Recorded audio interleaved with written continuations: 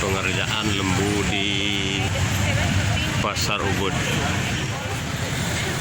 Ini adalah lembu yang akan digunakan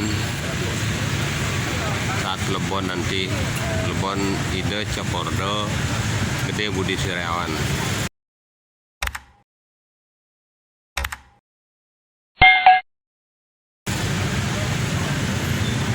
Saat ini lembu sedang dikerjakan di sini di depan Pasar Ubud, sekaligus dipamerkan untuk wisatawan.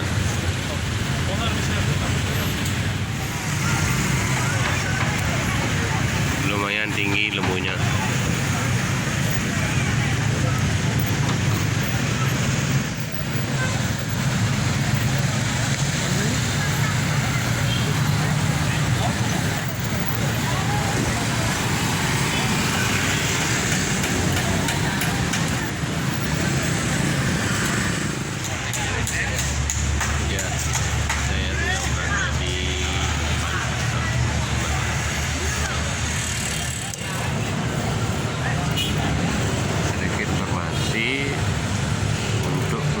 Nanti dilaksanakan pada hari Senin tanggal 24 Juli 2023.